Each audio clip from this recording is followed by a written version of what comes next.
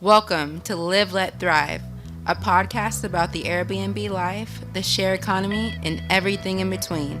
Here are your hosts, Myka and Steve. Hello, hello, hello. And welcome back to another exciting episode Of Live, Let Thrive. What is up, Myka, man? I'm chilling. Stevie Stacks, how you doing? Oh, good, man. Hanging in there. How it's nothing to do nowadays. I mean, there's lots to do from your house, right? Yeah, Texas, they reverted back. They closed down everything again. Yeah. You know what's funny? It's like people are, I've been working this whole time at work. And people are still clocking out and peeling out, trying to get the hell out of the work real quick. I'm like, where the hell are they going? Are they going to be home for like another 5 minutes longer? You ain't going nowhere. There's nothing to freaking do. They ready to get to the crib. Yeah, I guess so. I don't know. Ain't no sports on TV. I don't know what they're doing. I don't know. It's bad when you see people on Facebook. Hey, I need show ideas. What shows should? I mean, they watched everything already. Everything's freaking the whole Netflix. Man, take a vacay. That's what me and you did, right? Yeah, we did. Yeah. I took mine before things kind of reverted back, and you got in right when everything shut down again. Yeah, they shut it down while I was there, man. While I was on vacation, so it was crazy. So I went to Miami, and Steve texted me. He was like, "Man, they're shutting stuff down," and I'm like, "You sure?" So yeah, we got there. No, the first day we landed on Thursday. They shut down everything for the weekend, but the first day we were on the beach. We were enjoying it. And then the next day they shut it down. So I was like, at least we got the beach for a day. I ain't mad at it. So Yeah. it was crazy though, So you did the beach, Miami Beach or South Beach? Nah, we didn't do South Beach. We were like, forget it. We didn't want to drive 45 minutes because we stayed at the at one of our condos. We just was like, forget it. We already right here on the beach. We had a nice room overlooking the beach. We just walked down there and kicked it. Oh, nice. Yeah, man. Yeah, they shut it all down for the 4th of July weekend. Yeah, 4th of July, they shut it down, man. But other than that, that's everything. Since we've been traveling, man, what you been up to in the real estate world? I know you sent me a few things, didn't you? Yeah, I was trying to get this Grand Prairie deal. I kind of it was one that I pulled out on because I wasn't sure about, and then it turns out, I think it's a good deal after all. I asked I reached out on Facebook and asked the other agent, the other side. I don't even know if that's allowed. Whatever, whatever. Facebook. We rule breakers. Yeah, it's a different world, man. You can drop right into the what's it called? The DMs. The DMs. So I just like, hey, if they pull out of this deal, let me know. We'd really like to buy it still. And she actually hit me up, said, I think they're having second thoughts, blah blah blah. So cool. And so I think but they've been, they changed their mind again. They're gonna buy it, but the thing is, they've already delayed it like 3 times because of they can't close and something's up. And then the last I heard, they're waiting on some other piece of paper they need to close, and I was like, all right, whatever. Hit me up if they don't close, but whatever. I'm still gonna do my thing. So. Yeah, I'm supposed to close on 1 in 12 days, which I'm wondering how they pulled that shit off fast. Yeah, I was like, damn, for real. Because when I first got into the deal, they were like, I'm gonna be honest with you, you might have to wait 90 days to close. I'm like, I figure everything going on. I'm like, that's cool. And they hit me up yesterday. They were like, yeah, you can close on the 22nd. I'm like, dang. So I don't know. I was like, all right, we'll see. But yeah, I'm supposed to be closing on this. It's a really interesting unit I'm closing on. It's a house. Yeah. But behind the house, like attached to the house, is a beauty salon. Oh. So I'm going to rent out. My cousin's a beautician, and she's been trying to find a new place. I'm going to rent it out to her, rent the beauty salon out to her for like $1,000 a month, and then I'll Airbnb the front. So yeah, but the only thing about beauty salon, like they were like my sister's mom, she's like the only thing about beauty salons is she goes, they use a lot of water. She goes, you might get $300-$400 water bills. I was like, damn. But it'll take care of everything. If we have I rented out the salon to them, and then I have another income from the Airbnb. I'm looking. My realtor was like, he was like, dude, I could see this thing probably cash flow at least $3,000-$4,000 cash flow. I was like, dang, so that'll put me closer to my goal. Hell yeah. Yeah, so that I'm closing on that one. And then, we doing the rehab. And then I'm also doing a refi here. So yeah, man, things are moving. But Now, if that beauty salon cuts too much into your cash, I know you figure out how to put a meter on that shit. well, I wouldn't really meter the salon. I'd probably meter the house to Oh, offset it. okay. Yeah, I'd meter the Okay. house, and then Right. I'd leave the salon because the salon's a business. I can't really stop that. So I was thinking Yeah. about it, but or just charge more for it, you know. So Nah, yeah, it's all good. yeah, but That's yeah, cool. man, it's been good though, man. You were trying to buy my condo. I thought about, man, I was getting frustrated because there's nothing out there, man. It's like no how. I mean, in this area where I look, I know you look in Arkansas and you're finding some deals, but I've just been looking in this area and man, these little piece of shit houses are going for like big money. I'm like, man, this is not even right. And I started seeing, well, maybe I could do a condo. I started looking at condos for a little bit, and so yeah, I hit you up, and you still had a condo. You're thinking about selling it, and I was like, okay. I looked at it for a little bit, but I think I really do want a house. I do want to do the house thing, Yeah, because Uh, it's funny, man. You must have gave me some bad luck. It's like a week after you wanted to buy it, my damn my tenant he's moving back to his house. So I was like, damn. But we got to rent it though. We just got a tenant yesterday. We oh, just got Furnished to rent Finder, it right? quick, man. I put it on Furnished Finder at 24 hours. Man, I got like 4 inquiries on Furnished Finder today. Wow, I never got any. Well, like maybe like one or two in the whole time I've been on there. Well, remember, it's a 1-bedroom, 1-bath condo in the dead That's what middle of they the want. Metroplex. Exactly. So it's in the dead middle of the Metroplex.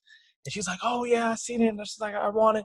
She did the application process, man. So she's dropping the deposit and be good to go.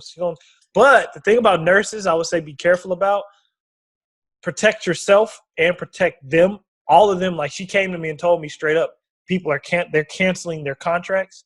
So she was like, can you do just a month with me?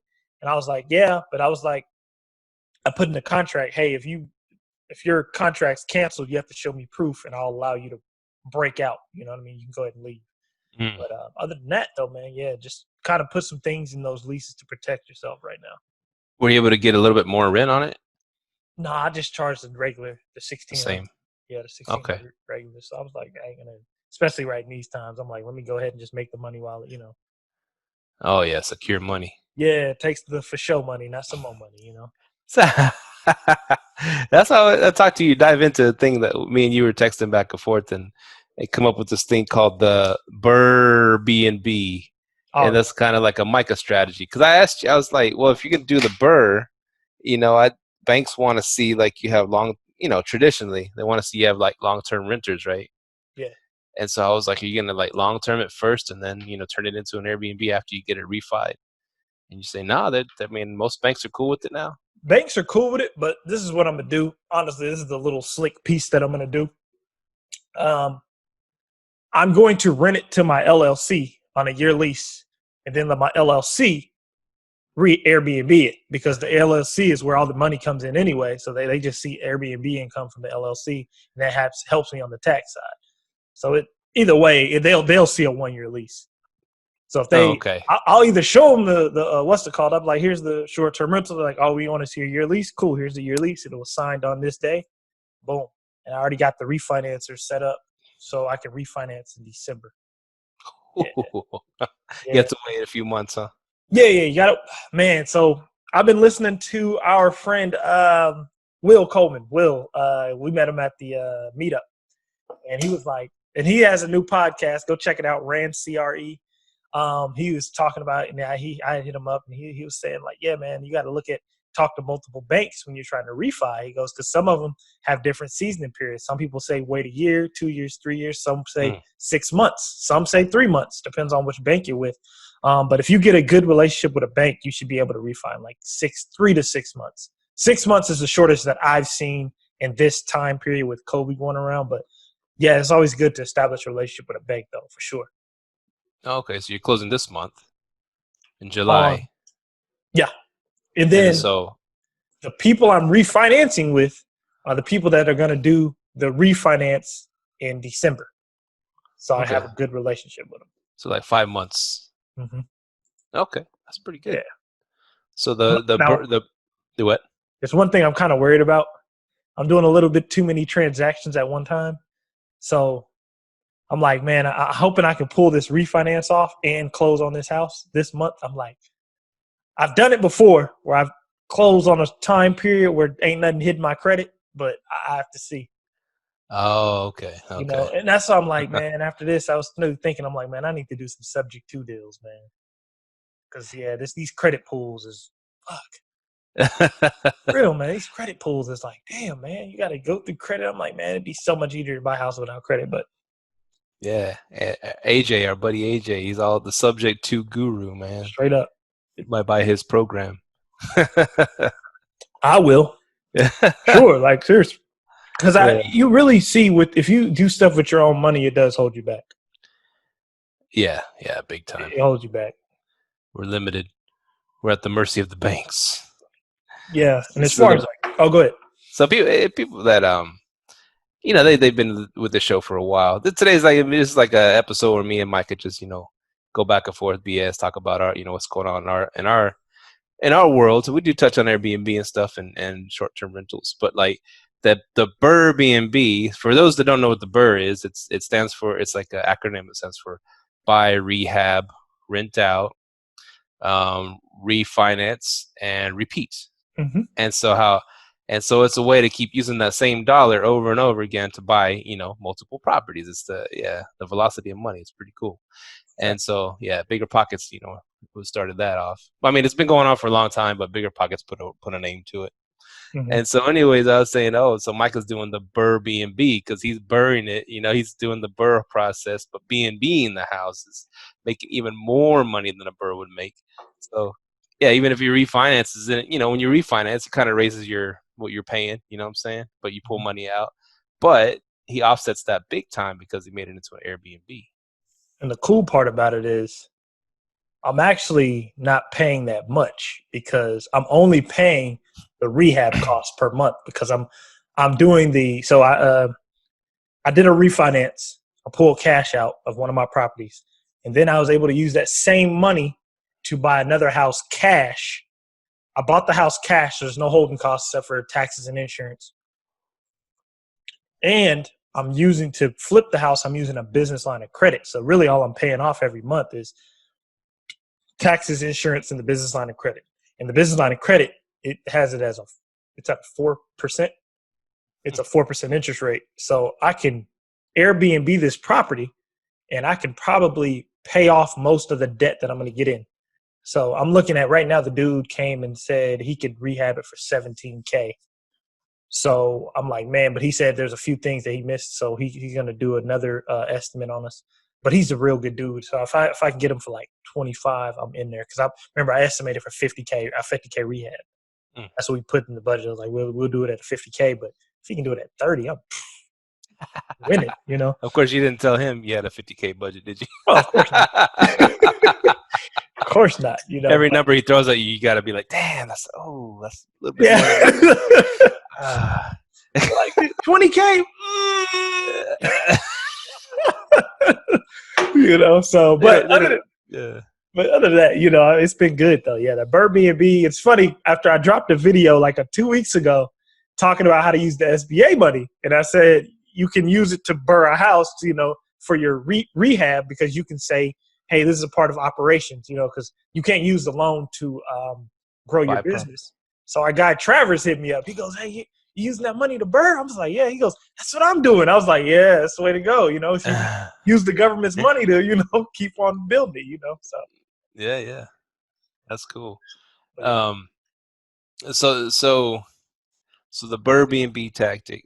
And so, it's I guess you're seeing, because you were all about arbitraging for a minute, right? Yeah, and I might have to hop back in. Go ahead, though. I might touch. Yeah. Well, because I guess what I'm seeing, because of course it's always better to own the property, right? Because then so you're building, actually you're building your wealth. But I hadn't mentioned it. I sent you a text message because I was thinking about the whole Joe Rogan thing. I'll tie it all together. But Joe Rogan, as I put on there, I told you I said he's an actor, comedian, MMA broadcaster, and podcaster. So he's got all these buckets, man, all these different ways of making money, right? And of course, shitload of advertising. But anyways, I said, well, when COVID came, most everybody's got like one thing that they're getting most of their money from, right? Yeah. Or all their money from. I mean, that's just how the world operates. And so, but he's got all these different sources. So, okay, COVID shut down acting, shut down the studios. Boom. There's no money coming in for these actors. A lot of them barely make any money as it is. Okay, comedians shut down all the comedy clubs. Can't make money there. Sports, all the sports shut down, you know. I mean, they're kind of starting MMA back up. But yeah, you can't make money there. So he's like, he goes out and signs $100 million contract to do for his podcast to be on Spotify. So this is like I was saying, he went out and made $100 million off his side hustle. Like, 5 streams of income, bro. Gotta have it. Gotta have it. It's powerful, man. I was like, that's inspiring. I mean, shit. I mean, there's no excuses. People, my job and we're screwed. And you should have had other ways to bring income in. Remember when we talked about that? I think a while ago. We were like, I think you were like, if you have 5 houses, I'd look at that. You said that's 5 streams of income. And I said, I kind of look at it like that. I said, I look at real estate, like real estate is one stream of income, even if you have like 10 houses, right? Because really the economy might be able to tank you out, you know what I'm saying? Or something happens, you know? And then like, let's say I have a consulting firm or a restaurant. I said, that's how I look at it. But then that's like Joe Rogan's the perfect example. Like, dude has podcast, comedy, what is it? He's a MMA broadcaster. They took out most of them, but they couldn't take out the podcast. Like, they're still producing. Like, Joe Rogan's that's the true definition of, you know, having those multiple streams of income, straight up. Different buckets. Different buckets, man. And so I was like inspired by Joe Rogan. I was like, my buckets. And so obviously I have long-term rentals, right? Mm-hmm. And pretty soon I'll touch on this a little bit. I'll have me some STR arbitrages, some short-term rental arbitrages, which I've always wanted to do. Mm-hmm. And 401k, I kind of count that because, you know, I've got a little stack of money that I can use to buy houses and stuff. And it's growing, you know, hopefully it keeps growing. Individual stocks, I'll touch on this too a little bit. I'm starting this buying fractional shares. I think that's pretty cool. Bitcoin, I'm gonna start, you know, putting a little bit of change in Bitcoin, and I'll explain that too, you know, because the government's printing money like it's freaking monopoly money. So you gotta find somewhere else to put your money right now because that's gonna be worthless paper. And job income and business income if I do start me a business, which I'm looking into right now. And also, what I was thinking, getting my real estate license and actually selling houses. Because look, I'll ask you because you're about acquisitions now. That's your big love, right? You said you love acquisitions, mm-hmm. And sometimes you talk to different agents. You're like, man, I know this. I know more about houses than this freaking agent does. All the time. Like, well, I could be selling houses, man. Anyways, I was like, that could be another thing, even if I don't do it all the time. I mean. And I'll touch on this too, about the selling houses thing. I was like, man, you know, sometimes I get people renting out my houses, and shit. And I learned this from a guy at BiggerPockets. He said, buy from me, and you can tear up your lease. You heard that before? What's that mean? Well, this guy, he does a lot of real estate in this area too. He likes to buy houses in high end areas, right, and renting them out long term. Like South Lake, he's big on South Lake, and yeah, expensive houses. Boy. He rents them out for a lot of money, but he always tells them, "Listen, you know, you're signing a 1-year lease, you're signing whatever lease, because if you buy from us, because his wife's a real estate agent, if you use my wife and you buy you a house, you know, you could buy this one or you could buy another one, you know, we'll tear up your lease today." And so he makes money on the written out end. Okay. And then when they go buy it, and of course, if someone's renting a high end house, you know, $300,000, $400,000, $500,000 house, they're probably going to look for that. So yeah, I'll tear up your lease. You can go find another, you know, my wife will buy you, you know, you buy through us and you can tear it up, get out of your lease today. You know, that ties a lot of people up too. I can't really look till, you know, I can't look till next year because I'm locked into this year-long lease, you know, kind of thing. And so he's a smart strategy, man. Yeah, so buy from me and then tear up your lease. And I'm like, man, I could start doing that too. Start renting out houses. And hey, man, I'm a real estate agent. If you ever want to buy this one or next one, you know, let me know. Think about real estate agent, man. It's time consuming. It is. It is. You got to build that up, man. Like you got to analyze. Like even when Mahogany was going through it, like now she found her niche in health, but like that's a tough thing to do. You got to really spend a like year, 2 year building it up. Right. Right. You got to really take off in it after that. But yeah, man. But I'd really like to be one that works with investors. You know, that's what I would like to do because we kind of network and we know a lot of investors and shit. I'd like to be in that kind of world. You know, and these investors I'm talking to, man. Like I was talking to, who was it? The last meetup we were talking to. I think I was talking to. I forgot his name. He's like a mentor to me too. I forgot his name, but I was talking to him and he was like, "Man, oh, you turned way up." My bad. He was just like, I don't even like talking to realtors. I was like, for real? He was like, yeah, I don't even like dealing with them. He was like, they're useless. I was like, damn. But some of the stuff he kind of had a good point on. And it was like, man, they're just kind of turning useless on us. So. Yeah, that could be, yeah. Hopefully I'll be, I'll know both sides of the thing, so I'll be all right. Yeah. And I guess, did I put another one on there? Wholesaling. I'd like to. I mean, it'd be cool to make quick bucks if you find a deal that doesn't work for us, And you started off trying to wholesale back in the day, right? That was back when you were just starting to get your feet wet with real estate. Yeah. And a lot of people say and people say, oh, it's an easy way to get in, blah blah. Because well, actually, wholesaling is probably for more seasoned, more experienced people in real estate. And really, that's what I've been hearing. That dude, they know. I guess what did you do? Door knocking. Door knocking, driving for dollars. Like, to me, that's like a full-blown hustle. Yeah. It's a hustle. It's a hustle. You kind of, I will say this. If you are seasoned, the deals are more likely to come to you. And then you can just say, if I want this, I don't want to buy it, I can wholesale it. You know what I mean? Mm-hmm. So you can look at it like that too. So those are just things that I envision in my bucket, different things that I might not do all of them, but those are like ones that I would seriously consider. So yeah, that's my cash flow buckets. Different buckets of cash flow. Yeah, man, that's a good way to have it. You know what I'm saying? Have your different bucket because once I get enough passive income, I think my whole goal is to educate the community on real estate. Passive income and all that, like I can do a little bit of it now, because where me and Mahogany have come, because she's real big on her health journey right now and fitness journey, things like that. So That's another bucket for me, because I eventually want this stuff to be able to take off so I can just do what I love full time, straight up, man.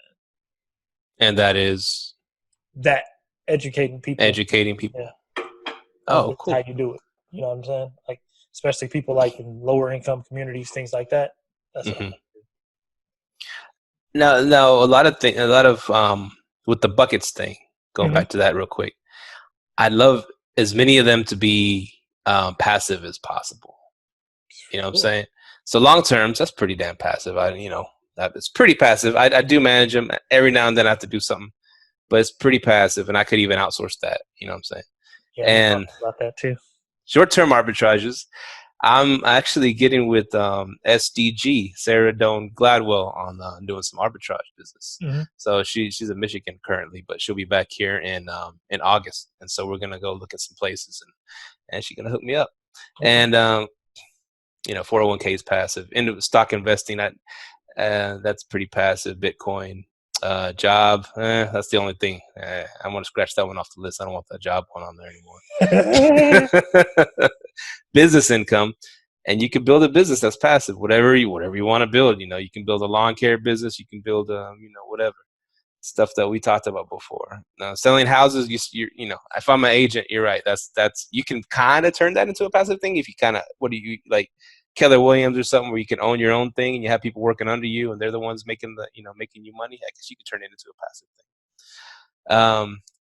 Wholesaling, yeah, I don't know. You can make that passive too. I guess there's a way to do that. But anyways, this is all about, we're doing all this for our freedom, right? Yeah. So. Yeah, I mean, you got to have some passive because, man, currently I'm reading the book, The 4-Hour Workweek. And I'm about halfway through it, man. That shit inspired the hell out of me. And he he goes in and he gives you step-by-step guides on, okay, if you want to make this passive, this is how you do it. This is where you need to go. Man, because right now, man, this last week, I've been making training videos for a concierge service, like a VA concierge service, because, man, we got killed this month with reservation requests. Like, I wasn't expecting everything to come back, and I had to have my systems in place. And, like, we made this month, this is how many reservations we've gotten. We've made more this month than we had the past 3 months due to COVID, and everything bounced back. And we already knew it was going to bounce back. Man, it bounced back hard and, like, quick. Like, hey, people are traveling. So, man, I gotta get my concierge service up. I gotta have them answering phone calls. And, man, that book is 4-hour work week helping me do it. And, you know, my goal is to make everything passive except for what I love. What you love to do, it's passive, because if you're doing what you love, you never work a day in your life, you know. So that's pretty much how I want to be. Yeah, that's a good book. I listened to it on audiobook. While it was still on YouTube. It got yanked from YouTube. But, you know, every now and then you can find a whole books on YouTube, but as soon as the book, the people who did the books find out about it, it gets pulled from there. But I was able to listen to it. It was very inspiring, and it changes your perspective on things, you know, about what hustle is. And most people do, like, busy work. Oh, I'm going to do busy work all freaking day. I think they're actually accomplishing nothing. Yeah. Which they ain't. It's just busy work. Mm-hmm. You're just making it harder for yourself to succeed. Straight up. So. Yeah, and that's what he really pushes, and I like that, because he's like, man, just because you're busy doesn't mean you're productive. I was like, woo, that's the truth, man. Just because you're busy doesn't mean you're productive. So, yeah, right, it's a really good book to read. I love Tim Ferriss, man. He's the man, dude. You listen to his podcast? No, I really don't. I don't listen to many podcasts, man. Yeah, you kind of got off the podcast game, right? I listen to them, like, but after that, I gotta do, like, I either read books and then I take action to it. Like, I'll read books and I take action. I like what you said, that you listen to jazz now while you're doing work. Yeah, that's pretty cool. Is it like a smooth smooth jazz? Like smooth jazz, no no words. Man, you listen to jazz, man, it'll help you get stuff done. Like, brain firing off. Yeah, and it, like, you turn it low, turn some jazz on real low. I've been doing it in my office, and Mahogany's been doing it in hers. Productivity goes just straight through the roof. Straight up. Nice. Yeah, because I think your buddy said something about, you need to put on that New Orleans jazz. I was like, that's a little too crazy. Like, oh no, that's my boy Raheem. It's funny. He was just texting me. That's what I was responding to. Yeah. I actually like some New Orleans jazz actually comes through with the Pandora. You know, because I don't really know jazz artists, so I had to just turn on Pandora. And the funny thing is, back when I was going to the office every day, the guy who works in the office right next to me, he always has jazz music going, man. But he plays an instrument. But he's productive, man. It puts you in such a productive mindset. I love jazz, man. And it's funny because my dad used to always listen to it. Every time he get in his car, he listens to jazz. But it put him to sleep too, so had to wake him up a few times. No, that's cool, man. Get you in the zone. Yeah. So what all buckets were you planning on having? Buckets. My real estate bucket. Mahogany's health bucket. That's 2. My consultation bucket. Oh, you combining it with hers. Got 2. It's an empire. Oh, okay. Empire. Got 2. So her bucket, my bucket. That was like, so my real estate, my consulting. And then, like, you know, eventually I'll do stuff passively where I can, you know, put my brand myself, you know what I'm saying? Be a business, you know, just brand myself. But yeah, but I ain't got too many buckets. It ain't too much. I just want to build enough passive to where I can just 100% do what I love, just helping people. Nice. Now, how does Mahogany plan to make money in the fitness world? Oh, she already doing it, man. She's got like 28 clients. Oh, no shit. Yeah, she got 28 clients. Some come over, some don't. Some she does online. She sells her supplements, all that, man. If y'all need to get in shape, man, definitely look her up, because she, like, her body transformation is absolutely insane. She, like, from when she started to now, she absolutely transformed her body. Like, she's very. So personal training is how she make her money. Personal training, consulting, selling supplements, yeah, all of it. She gonna make her own workout video? I'm trying to get her to do that. I was like, if you make your own workout videos, and I'm gonna actually make it passive because I'm gonna make a course. I'm gonna help her to make a course if she wants to do it. But yeah, Sean T. yeah. He's out there with Sean T. You know, but see, does he own that? Does he own? No, but he's a millionaire. He's a multi-millionaire for that. I'm sure they gave him a big fat bonus for that shit. For real? I looked it up. He's worth about 10 million. It's pretty good, you know. Doing Yeah, pretty good. It's pretty good. And I know he was, but I figured he was making money. But I was wondering, okay, yeah, they probably got him onto a big ass. he does a lot of different videos though. Yeah. And I guess that's Beachbody. You can get her in touch with Beachbody, man. Maybe they could, you know, get her own video one day. Yeah, because my wife. It's funny because my wife looked up. You've watched Insanity before, right? What is it? Insanity. Yeah, that's Sean T's. I've tried Insanity, man. That's the next level. It's hard. I used to do it, man. I used to do it back when I was in shape. But anyways, there's an Asian lady on there. Yep. And you know her. Well, Yep. she actually lives. I think what's north of Frisco? That's Princeton. No. You moving go? What's north of? Sounds like Capel or Capel's on the other side. Okay, that's the other side. Okay. Anyways, north of Frisco, it's a really nice area. Yeah, if you live north of Frisco, you're in a nice area. She started following her, and she found out, she lives over here in Dallas, or north of Frisco. And they just had this big ass freaking mansion looking house. I think her husband was on one of the videos too. He was one of the fitness, one of the guys doing all the fitness stuff, and Shanti's husband was on there too. Mm-hmm. So, and it was like, I forgot. Anyways, she lives here. They have a big house together, so it pays. I mean, there's money in it. There's a lot of money in it. Yeah, it does.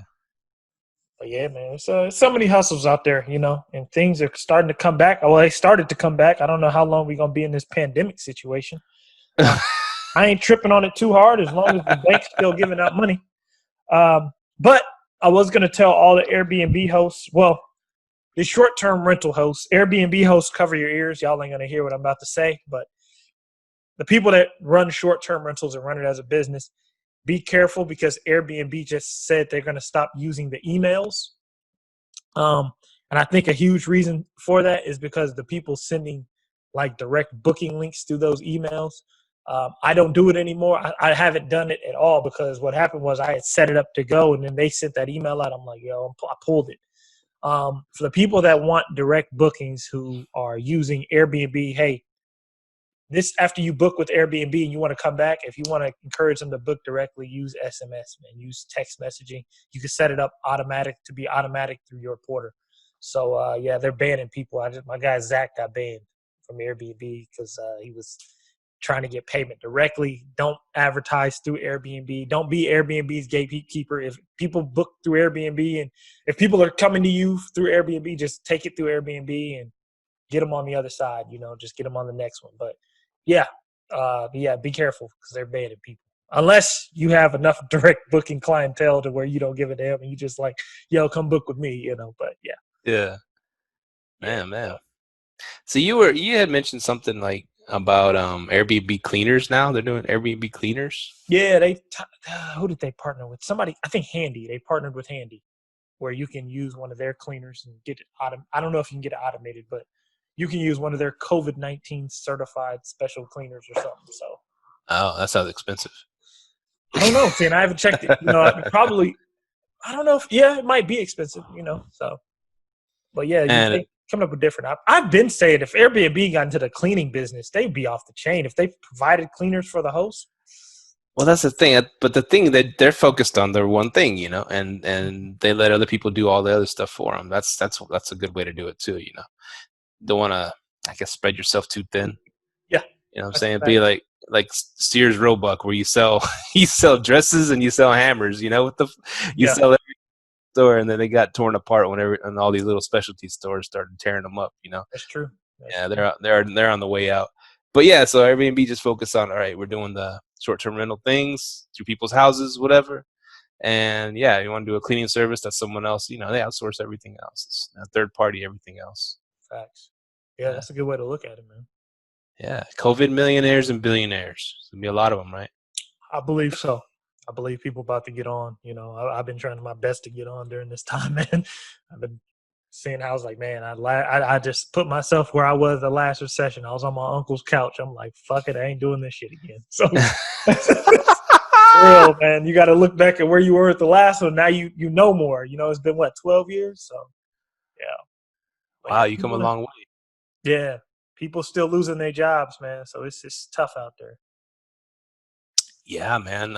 You know, I'm in the aviation industry, the airline industry. So they've already kind of sent out a warning letter, you know, Yeah. more chops are coming. You know, I don't know if it's gonna get to me, whatever.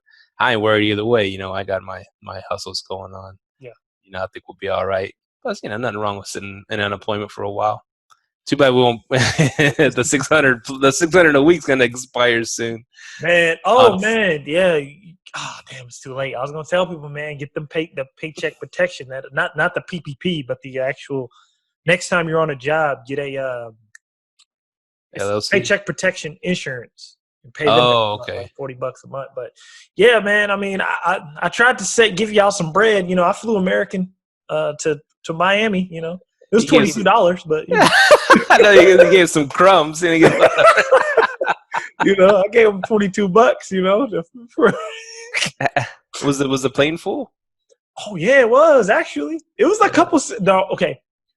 Going there, it wasn't as packed. There was a few empty rows, but coming back, man, people went to Miami that weekend, man. They were like, you know, so I was masked up. I'm like, damn. So, someone cough on the plane, everybody's like, oh yeah, you cough on the plane, bro. Hey, it's funny because it was a dude in the it was a dude in the airport. We were in DFW and we were sitting down. You know, everyone's kind of trying to social distance. And everybody was social distancing, and it was a guy. I think he worked at the airport. And we were like sitting there charging our phone, and he didn't have his mask on. He took his mask off to eat, but after he was done eating, he was just still sitting there chilling. He coughed like 3 or 4 times, talking to everybody in there. Were like, they were just looking at this dude. And Mahogany's like, look, this dude ain't got on a mask. I was like, oh shit, man. Yeah, you know you can't cough in public no more, man. No, you can't. Sneeze, forget about it. Ooh, no, I had to sneeze a few times. I put on my mask. And I held it in. Because I had allergies real bad. You know, people ain't taking them chances, bro. You sneeze or cough, boys. Yeah, especially in an airplane, all that recycled air. You know, ain't no windows in an airplane. Oh, there is, but you can't open them. Yeah, because that's why I'm like really staying home for 2 weeks. I was like, man, I'm at quarantine for 2 weeks. Like, we're quarantined for 2 weeks just in case. The real reason we're quarantined is because, so you know, Mahogany had her first photo shoot with that's another way she makes money. She had her first photo shoot with a fitness company. So we're cool. We're in Miami, and the girl posts in their group like, oh, by the way, I just tested positive for COVID. Now the damn, excuse me for cussing, but the damn photo shoot was like 2 weeks prior. So I'm like, what? And we're right next to this girl because we're all right next to her. I'm like, damn, bro. But we ain't experienced like no symptoms yet. So we good for now, but damn. And we're already in Miami when she tells us this. I'm like, man, we just got on this plane and shit. So I'm like, what it is. But damn, that sucks, dude. Yeah, but was she asymptomatic or was she? No, she was on bed rest, man. She posted it on Instagram how bad she was doing, you know, feeling numb, lost her taste, her smell. Oh man. Yeah, the guy that was the roofer guy, and I think I told you about him. Mm-hmm. But you know, I got 2 of my roofs done on my houses, and it was, you know, I've been in contact with him. He would, you know, lets me know about the progress, and he said, oh, you know, when we were in Padre a few weeks back, him and his family and then some other, you know, friends and family met up over there in Austin. Mm-hmm. And so they were there for like the, you know, long weekend. They went kind of bar hop. This is back when everything was kind of opening back up. So they went bar hopping a little, you know, bar hopping. They went down the river, you know, tubing down the river and stuff. So there was thousands of people. And he said of the group of 20 of them, 17 of them came back with COVID. So, what? Did he have it? Yeah, he's one of the 17 that got it, man. He said it didn't hit him like super hard. He said on a scale of 1 to 10, he probably felt like a 3 in being sick, but he lost his taste and smell. And he said he was worried about that because, like he said, about the doctors told him about 2% of people that lose it never get it back. So he's slowly starting to get his taste and smell back. That's some crazy shit, man. See, that's what I'm saying. Like, how do they know you never get it back if it's just a new pandemic? Like, how do you know? I don't know. But that's a good question. I ain't gonna lie. I've been making sure I can taste shit. See, I ain't got it. I haven't even doing that. You taste that? And, make sure, You should mess with her, get some like flavorless ice cream and say, man, this is good. Yeah. What do you mean you can't taste it? This is cherry right here. But yeah, it's been crazy with this COVID thing. Though. I think, to me, this is how I'm looking at it. I was like, we're probably all going to get it. Oh, well, fuck, deal with it. And no, it sucks, but you be living in total fear. Hopefully we won't get it, but chances are we're probably going to get it because some motherfucker at work is going to spread it. Honestly, this is my honest opinion on it, and this is what me and Mahogany have been saying. Like, I'm not saying to open up everything. I think the elderly need to, be careful with the elderly. But at some point, everybody's going to have to get it, and the people that get over it, and the people that don't, because it seems at the moment, from what I've been hearing, it seems to be killing the weaker immune systems. And I hate that. But it seems like unless they develop a vaccine, and I don't know if anybody just about to be running down to the doctor for no vaccine, it's like, but. Right. No, that's true. So, pretty crazy. I had mentioned earlier we talk about everything on the show. I mentioned the fractional shares. And you know what that is, where you can buy pieces of companies now. Like, for example, Amazon costs whatever, what is it? I don't know. I don't even know, like $1,000 a share or $3,000, whatever. It's expensive as fuck. But so I'm not gonna go out and buy one freaking share. And, I made $10. So you can buy little pieces of it. You can buy anything from $1 all the way up to the whole share. You know what I'm saying? So, anyways, I'm setting up a little Stevie mutual fund, Stevie Stacks mutual fund. So I bought all the FANG stocks, Facebook, Amazon, Netflix, Apple, what's the G, Google, and bought some other ones. And I just have like it's kind of like you can build your own mutual fund. Yeah. With a zero fee. There's no fees anymore to buy or sell stocks. And so you can, instead of paying someone to do you a mutual fund, or even index funds or whatever, they still charge you a little bit. Yeah. You can build your own, how you want to set it up. Someone's not performing, get rid of it, put another one in. You kind of follow it. It's kind of like a way to do a mutual fund with zero fees, and that's dude, you can't beat way that. to make money. Yeah, you can't beat that. At all. So far I'm making pretty good money. But have you thought about getting into Forex or options? I always thought it was a scheme. I've seen people make money off of, but when something's like hot in the market, people, man, that's what they do. They turn it into a scheme, or I know how to do it. Just give me X amount, which I don't knock that hustle at all. That's the hood hustle. You know what I'm saying? I don't never knock a man's hustle. That's how you get it. Right. I just try to find people I know doing it, and then I go from there. But yeah, I mean, I see those commercials during the YouTube videos I'm watching and see the Forex, and I'm like, some kind of pyramid scheme crap. But it's legit. It's people making money. I've tried options before, just like going up, betting on a stock's going to go up or betting on a stock's going to go down. Mm-hmm. And I made a few hundred real quick. I was like, oh man, I know what I'm doing. I lost it all. It's just because it's gambling, man. It's high stakes, leveraged gambling. You got to really know you got to really know how to get in and out quick. Because you're just disappear in 5 seconds. It's gone. Yeah, Bitcoin thing too, bro. But I just can't invest in something I don't understand. Like, that's my thing with Bitcoin. I'm gonna send you something on Bitcoin that is a really cool. It's a write up too. As a podcast I heard on it, and he kind of breaks it down really good. And what makes it valuable is it's scarcity, right? There's only so many that's ever gonna exist of Bitcoin. Kind of like what makes gold valuable. It's they can mine and try to get more, and they might get a little bit. I mean, but you're not going to just say, okay, everybody start digging for gold, and you're going to find a whole shitload of gold. The scarcity is what makes it valuable. Mm-hmm. And their argument is, Well, what's a dollar? What's a dollar in your pocket? It is whatever the government says it's worth, and they can just print out a shitload more, and then your dollar ain't worth nothing no more. Someone's controlling that. It's not finite. It can be. You can make as much as they want of it and do crazy shit with it. But with this Bitcoin, it's always going to be that amount. It's going to be no more, no less, and so that's they're. The way you explained it to me, I think it's going to go up like crazy. Because especially with people right now, you'd be stupid to try to just collect a whole bunch of cash. Because the way the government's printing cash, dude, it's just making it worthless. And it's just getting bad out there with the cash play right now. Yeah, man, definitely invest in something. Cause I'm every dollar I got, I'm investing.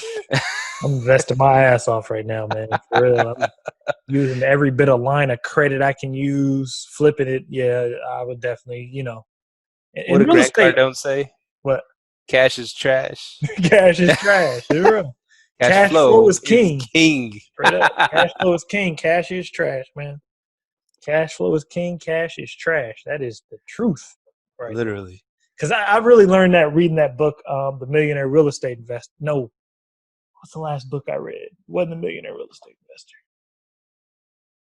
Anyways, he was talking about Grow Rich. Yeah. No. Thinking Grow Rich. Then I read I've been reading so many books. The Millionaire Real Estate Investor. So The Millionaire Real Estate Investor, he was like, man, you got to know what a healthy return on investment is. He goes, if it's over 13, he goes, 20% is a real good return on investment. So, like with my timeshares, I flip the script. I make sure if I put them on Airbnb, I get a 20% return on investment on my money. So I'm like, man, if I do that over the next 10, 20 years, I'm like, man, that can look good for me in the future. So, yeah. Oh, yeah. Compound interest, too. Yep. There you go. So, yeah. Here's something that crossed my mind. That's going to, all right, every state's going to be bankrupt because of this stupid COVID shit, right? Except every state. Marijuana states. That's where I was going with it, man. COVID is going to bring on the legalization of weed, and I would say gambling too. States are going to start dancing with the devil, man. Because they got to pay their shit. They got to figure out ways to manage the books. I mean, they can't just keep holding out their hand to Big Papa Gov and say, "Hey, print out some more money, give us some more money, give us some more money." They got to figure out ways to balance their books, man. So I think that like you said, weed states. I think more states are going to become legal because of this, and I think gambling too, because you make a lot of money in gambling, dude. I'm gonna say this. I don't think some of these states are going to take on the marijuana thing. I just truly don't. I can see the blue states doing it because the blue states are losing more money being shut down than the red states. I don't see the reds. Oh, man, I don't know. How many? I mean, Arkansas is a red state. They did just get a medical marijuana facility. But, I mean, it might, but it just seems like these red states slow to adapt to that. They slow to adapt to it, man. They like, hell no, marijuana, but maybe it'll come around. I think Texas got a dispensary now, right? Out in the middle of nowhere, Midland or somewhere. Really? I think I had to look it up though. Don't quote me on that, but I weed is not legal here, man. The weed is not legal here at all. Yeah, they ain't messing around with the weed thing, man. But yeah, these blue states though, man, that's where they making it, But I could definitely see more blue states being like, forget it, let's start slanging some weed, Got to do something, man. Yeah, we got to do something, man. It's funny, like in a way, for like one of us to be like, man, I got to support my family. I got to do something, man. Shit, I got to sell illegal. Something. We get our ass thrown in jail, right? Ruin our life. States would be like the same thing, man. We got to balance these books. We got to start selling some weed. They can do it, though. Hell, what you think the crack epidemic was? Shit, let's get some bodies in prison. But hey, I ain't gonna touch on it, but Yeah, the prison what's it called? The private prison complex. Oh yeah. That shit is real as fuck. Yeah, but I mean, it is what it is. That's just how they get down with it. But yes, sir. So swimming pool installs are off the charts. Everybody trying to get swimming pools right now. Both my neighbors just got swimming pools. Swimming pools, really, honestly, what industries, being in swimming pools and being in Swing sets. No. Gym equipment. That shit sold yeah. off the shelf. Like, we can't even get 35-pound weights. We can't get them. Like, gone. Damn. Amazon's like, hey, it'll be a few months before we deliver. I'm like, damn. But it shows you when people have more time, they invest in themselves. You know, people are like, forget it. I'm going to get in shape. You know? Or they started getting real fat from the COVID thing and said, man, I got to do something. That too. It just depends. It just shows people's mentality. When you have more time, what do you do when you have more time? Some people get fat. Some people get in shape. Like, I seen some of my cars like, hey, man, you got little. Oh, man, I've been working out every day. I go to my garage. I jog around. I got time. You know? Yeah. But it happens. You know, it just shows what type of personality you have when all this pops off. Man, you could do, someone could do a video, prison workouts, you know, because some prisons, they don't let you have weights, right? So these guys are creative. Then they'll get like a freaking broomstick, put 2 bags, fill them up with water. They'll be boom, boom. You know, they'll find a way to make some weights. Facts. People doing it, man. People getting real creative. Creating these home gyms, man. You got to these day and age. Just crazy out there. I hope they open up back outside soon, but you know, I just signed up right down the road. It's called 24/7 Fitness or something like that. Mm-hmm. It's over here by the neighborhood Walmart in Hearst. It's right down the road, and they just well, they've been there for a minute, but I went in there today. I was like, man, I saw your sign. It says something about you know, $10 a month kind of thing. I was like, if I sign up to, and they explained it to me, and signing up was like, you know, $40 plus you know, they always try to get you on a fee first. And I was like, if I sign up today, like right now, can you waive that fee? And they're like, let me see what I can do. It was like a young kid behind the computer. Oh, okay. Yeah, man, I'll waive it for you, man. And so he waived the fee, and I just started like, that was today. I was like, $10 a month, man. And I can go in there. It's 24/7. Even when they're not there, I have my own key to get in the thing. Oh yeah. Do my own workouts and stuff. Cause I plan to do it before I go to work. You know what I'm saying? Early in the morning. And man, that's the best time to work out. So it is. There'll be nobody in there. Mm-hmm. And so I was just like, it brings me to that thing like I heard a long time ago. Like, always ask, you know, for a discount. Facts. And so, because most people say, oh, you know, $40, and then, you know, $10, and that's not bad, and they'll just pay it, you know, blindly pay it. Nah, man, you got to fight for every penny right now. Yeah. Always ask, because there's always a way. There's always a way to get something knocked off, right? Yep. Fight for every penny. Man, I've been that's a good way to look at it, man, because that's how I've been real aggressive with these house offers. Like, how much do I want to put down to get this? And I'll give them a crazy offer. If I only want to put down $10,000, it's 20%. Give them a crazy offer. They'd be like, the hell is wrong with this dude? Give me that house for $60K. Listed at $120. So, Shit. Now, but have you been able to snag one that way yet? No, not yet. But it's coming. It's coming.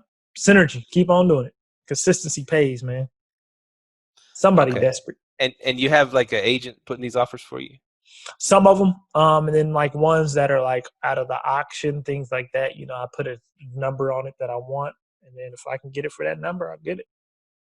Man, I'm the more and more, I really need to get into private money.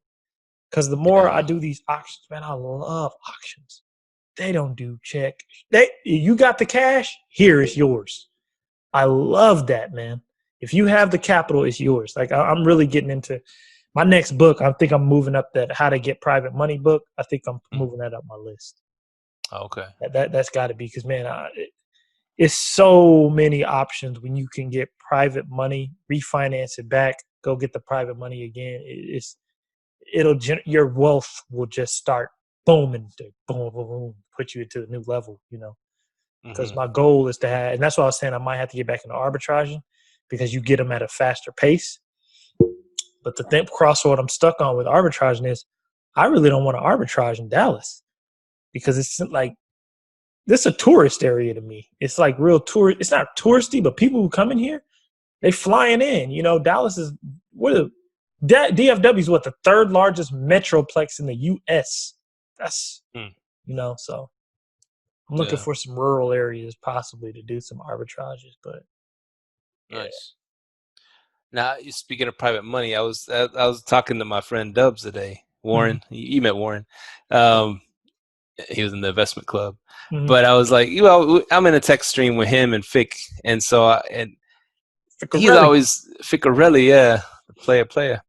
But he was he's always sending stuff, hey, check this bank that I found, or this online bank's offering this whatever. So I think he's with Ally Bank now, for his savings. I was like, man, let me ask you something. How much is Ally Bank paying you for keeping your money in the savings? He said, right now they're just like 1%. I'm like, I said, let me proposition something for you. I said, why don't you put your money in Bank of Stevie, and I'll give you 5% on your money. I'm thinking of the terms of the private money way. He's like, yeah, I like that. I'll think about that. I was like, yeah, I'll give you 5% on it, and annualized, of course. You don't want a 5% a month, But I was like, it's better than 1%, right? He's like, oh, okay. Well, they started thinking, well, maybe I can just put it in these bonds or this and that. Okay, whatever. I was like, well, come at me when you have a better offer, because this is what I'm thinking. I said, or we can even partner on some deals, because I'm thinking of doing some of the BRRRR strategy, getting a house, paying cash, and then refinance. What we talked about earlier. But I'm just starting to get his mind on it and getting people's mind on it. But why don't we be the banks? We'll pay a better thing, and we get to use their money to do our deals. That's private money right there.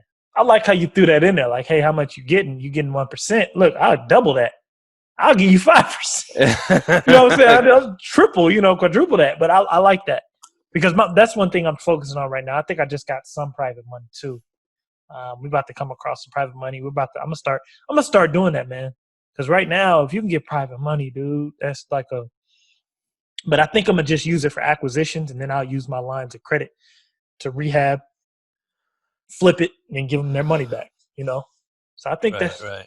Yeah, man, that's smart idea, man. So we got to start using like the people who sitting there with 1% interest on their money. We got to start using that to our advantage. Like, hey, bro, I'll give you 5.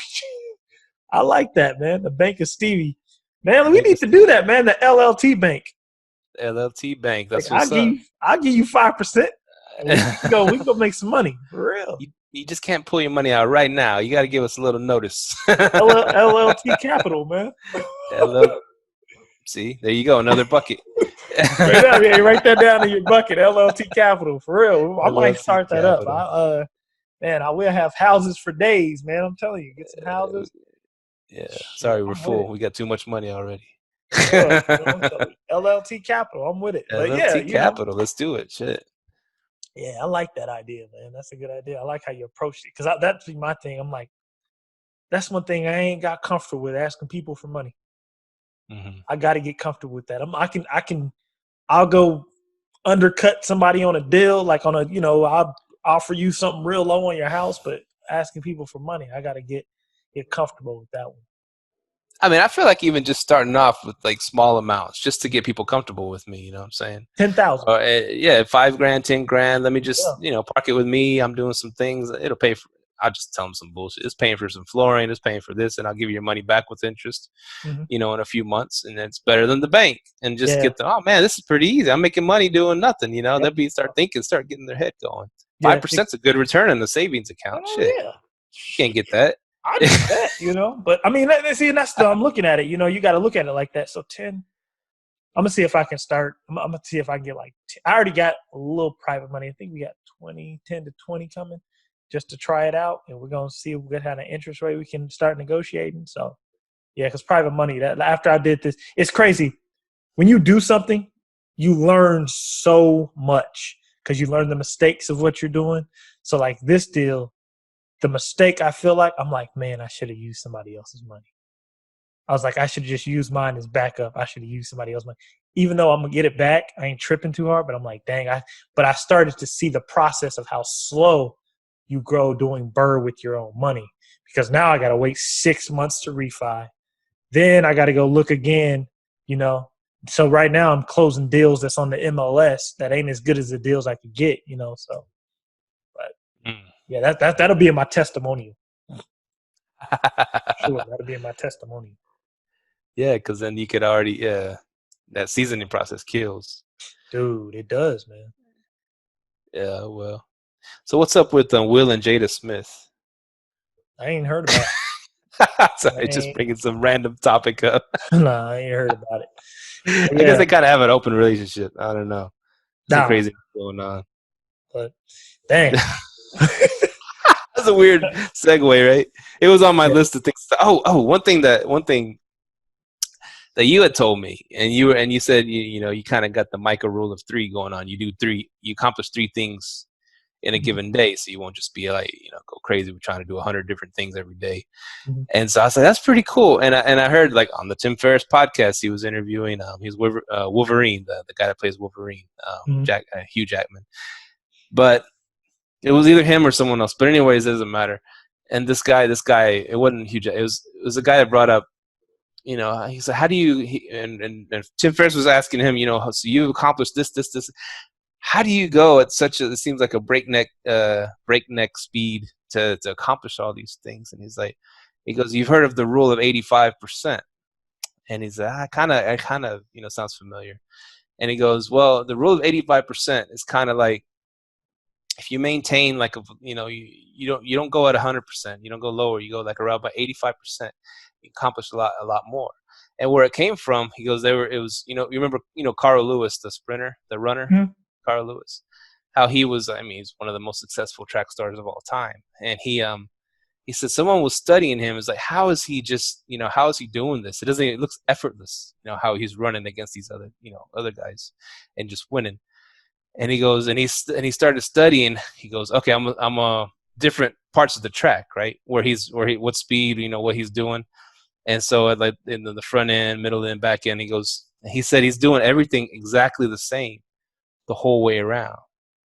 Where these guys, try to save it for the end, and they're huffing and puffing, get all out of crazy, trying to and then he just blows by them like nothing, just goes right past them. But because he didn't try to come out of the gate doing 100%, and he didn't save it, go 50% and then save it for 100% at the end. 85% the whole time. For time, 85% of what he can do the whole time, and he just freaking blows past. Consistency always wins, man. Exactly, and I thought about that rule of 3. I was like, that's pretty freaking cool. That reminded me of the 85% rule. Yeah.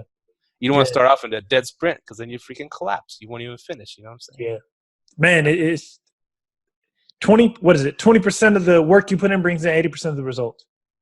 The 80-20 rule. Right up. It does, man. Like it was crazy because me and Mahogany, we met up with one of her mentors while we were in Miami. Real successful dude. Dude's like he overlooks the Miami beach from his place, man. Dope, man. We were talking to him and we were just talking about business growth, man. It was just like, and after I had that conversation, how we were talking about business growth, things to grow your business, I immediately wanted to go home. I'm like, damn, I got to implement this shit. It's like, damn, but what it taught me was, what me and Mahogany decided was all the vacations we're going to do, we're going to make sure we vacation somewhere where we can meet people that are we'll not meet people. We'll meet the people that we have met on the internet who are in business with us. Like, man, we got to meet these people. Because every time we go to Miami, we meet some hustlers. Last time we met Kim and Ann. That was cool. They hustle all the time. Oh, man. Then we met Mahogany's mentor. It was dope, man. It was dope. So whenever I vacation, I'm going to start making my vacations like business vacations. I'll go sit on Miami and learn how to grow my business. I can love that, It's good to mix business with pleasure sometimes. Yeah. You can write it off, too. Hell yeah. There you go. Straight up. That's the best part. You can write it off. Education. It's funny because I was supposed to go to the BRRRR-B conference, but they canceled it. So I got to get my money back from that. So $1,400. $1,400? That's how much the tickets are? 700, but me and Mahogany both were going, so it's gonna be 14. Oh, okay. But yeah, so I was like, man, that would have been a real good networking event. I was so ready for that. Yeah, but I was like, yeah, that's all good. COVID squashed that shit. Yeah, COVID squashed it. But with adversity are many opportunities. So yes, sir. A lot of people. There's still ways to network. Been doing like mastermind calls every week just to give you that extra push, extra motivation. There's so many ways to stay motivated. You just got to find them. So yeah, and reaching out, like I said, that house in Grand Prairie I was trying to get, and I still might get it. I don't know what's going on with that financing with them, but a couple things came out of it. I was like, you you kind of can with the Facebook thing. Reach out to the opposing agent, try to get the dirt, get the down and dirty, and and and also you can come up with creative shit. Because I was thinking, I was gonna reach out to the agent. If those people can't buy the house, it sucks for them. They're trying to buy it, they can't buy it, but send them my way. I'll rent it out to them. I was just instantly thinking that, and perhaps I could even, owner finance that house to them. You know what I'm saying, and just these ideas are coming to me because they really wanted that house. I say, I'll let them stay there, 4 or 5 years, rent it from me, get their credit right, and then they can buy it from me. It's gonna be a higher price, but they can still buy it from me, owner finance. With the house in Grand Prairie, would you do a long term or a short term? I was thinking starting it long term just to get through all this mess, and then switching it to a short term. Because I don't know when all the stuff's gonna come back here, all the games and everything. Now, question: do you know anyone who has a vacant long term during this time, and how long has it been vacant? Do I know anybody? I don't know anybody offhand. No. That's what I was thinking though, because when that vacancy hit me, I was like, dang, I wonder if people are renting right now. So I was like, forget it. I ain't about to I'm going to just try to find a nurse real quick. Got him real quick and got him in. But I was like, because even on Turbo Tenant, when I put that 1-bed, 1-bath condo up, I still haven't got any hits. Now, my other places, like in Arkansas, they got hits on Turbo Tenant. So people are still looking for places, but I didn't get no hits. You get no hits here? Mm-mm. I think a 3-2 house but is always gonna rent pretty good. For real. I think so, I don't know. This area. Yeah, but I was like, man, I was wondering because that's what started going. I'm like, man, I wonder if a 3-2 maybe it's too small. But like the nurses, they came through. I got 4 nurses hit me up today. I was like, damn. So the nurses are traveling, Oh yeah, we need them right now. Yeah, facts. So I was like, man, I could make possibly, having a 1-bed, 1-bath condo ain't bad right now. There's definitely a lot of traction for it. Yeah, that's the thing. I never thought of that. Then that's what as Sarah was telling. That's what she swears by, the 1-bedroom, right? She's all about the 1-bedroom, 1-bath, right? Really? The Sarah Doan SDG. Yeah, but like right now though, that's what she has mostly is 1-bedrooms. That's what she was telling us on the show. Who else came on the show and they're all about 1-bedrooms? I think what's his name from a long time? The San Diego hustler guy. What's his name? The guy out of San Diego. He puts all those videos on Instagram every 5 minutes. Good, Chris Thomas. Yeah. He was all about the 1-bedrooms too. But like they're doing 1-bedrooms right now in this climate. Because like right now, I mean, I could be wrong, but my only thinking about 1-bedrooms is they're saturated. Unless you are doing something completely different. Oh, I remember her saying she does experiences in them, right? Like romance packages and things like that. Yeah, she does. Yeah, that's okay. That too. Okay, yeah, that's a hit. That's a hit. Yeah. They get a COVID romance package. Yeah, that's COVID getaway. Yeah. See, and Alvin does that. Alvin Cavalier, he does that. See, so yeah, that's a hit. That's a hit. Yeah, the 1-bedroom, 1-bath romance package. Leave a little condoms on the bed, whatever you got to do. You can pop it off. Put some masks there for them. They want to be really safe. Funny thing is, man, the Airbnb story. I haven't told one in a while. So 2 nights ago, I had somebody that booked for one night, and they had booked for one night, and it was her. She told me it was her boyfriend, and their kid. I was like, whatever. They booked for one night. So like the next day, 2 days after, they had already checked out. My cleaner calls me, and she was like, those people who were there like 2 days ago? I was like, yeah. I'm like, they take anything? Or she goes, no. She goes, I kind of think they had an orgy in your house. I was like, wait. I was like, how do you know this? The reason I'm laughing because the person telling me this is my mom. So I'm like, what are you talking about? She's like, look, when we walked in the house, she goes, nothing was touched. She goes, I'm talking the front. She goes, dishes weren't touched. The up front, she goes, it didn't even look like they sat on the couch. I'm like, for real? She was like, yeah. She goes, now we went to the rooms, all 3 beds used. liquid all over the beds. I was like, oh man. She was like, I'm like, oh, she was like, oh yeah, I had to make sure I put on gloves. Smell like Badusse. Yeah, man. I was like, damn. But she was like, I was like, but then I thought about it. I'm like, hold on. So I went back and checked the reservation. I was like, that possibly could have happened. I'm like, one night stays, and it was the same day. It was the same day booking for one night. I was like, oh yeah, that more than likely that's what popped off. Hey, oh man, but yeah, man, good Airbnb story. I haven't told one in a while, man. Those stories crack you up every time. Like, damn, what kind of people are? Freaky deaky. Yeah, one of them asked. Did you see? Oh, you're not in the group, man. The Airbnb professional host group, man. What happened? If you're in the Airbnb professional host group or Airbnb automated group, just go, when next time you're in there, just search Norman Hamilton. His post, man, he had a post where these people invited him. This lady was like, "Hey, Norman, would you like to?" No. The guy was like, "Hey, would you like to join me and my wife for a threesome?" No male on male action. No. I was like, bro, who are these people, bro? Airbnb guests are wild, bro. Oh man. No. And then the part that tripped me out, the guy wrote like, yeah, no male on male action, none of that. But yeah, oh man, setting the ground rules, man.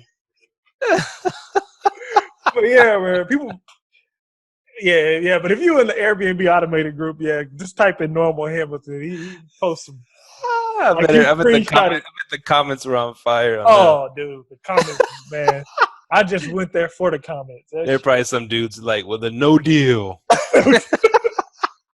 So most people were writing like, what are they writing? They're like, well, did he show what his wife looked like? I was like, these people are crazy, man. People are crazy, man. Yeah. Oh, man, this is a good, perfect spot to end it right here, man. Yeah, that was a good ending. Wild ass Airbnb stories, man. This is what we do, edutainment, as you say, edutainment. Yeah. But yeah, wild stuff. So we are Live, Let, Thrive. We appreciate y'all for listening. Yeah. Appreciate y'all for listening, man. Definitely check us out on Instagram. We about to get on TikTok. Man. Last ending story. If you want to get 100 direct bookings, if you follow my Instagram page, I've told you who to follow. Follow the In Between Texas. I'm going to try to get them on the podcast. They are at THEVNINN between TX. They follow them on TikTok and Instagram. They have built a 100%, almost, I think they said 80 to 100% direct bookings through using TikTok. They have over 70,000 followers on TikTok, and they just used it by simply promoting their places on TikTok. And man, they got direct bookings. It is, bro, that is the way to go. TikTok. If you really, I got to learn how to do TikTok. I need to find a Gen Z or somebody that knows how to do TikTok so I can get with it. But yeah, TikTok's the way to go if you want direct bookings. Facebook had a chance to buy them for cheap back in the day. They didn't do it. Now they're going to take them down. I think TikTok's direct. I don't know if it's direct, but TikTok and Instagram, man, I think that Instagram crowd's TikToking. They about to be TikToking. So yeah, TikTok. If you want to, that's the tip of the day. I always try to give a tip, but yeah, check them out. And I'm about to follow their exact plan on how they got the direct bookings and what they post. Damn it, I got to get me a TikTok now. Yeah, I just created one. But yeah, man, that's our stuff. Thank you for listening. Thank you for supporting LLT. Follow us on Instagram. Follow us on we'll get a TikTok. Follow us on TikTok, all that good stuff. But yeah, Instagram, we're heavy active on there. And thank y'all for being listeners. Remember, subscribe on YouTube. Leave a like on YouTube. Leave us a review on iTunes or wherever you listen to podcasts. LLT is out. Later. Peace. Thank you for tuning in to this week's episode of Live, Let, Thrive. Be sure to tune in next week for all the latest in the world of Airbnb and all that entails. Bye-bye.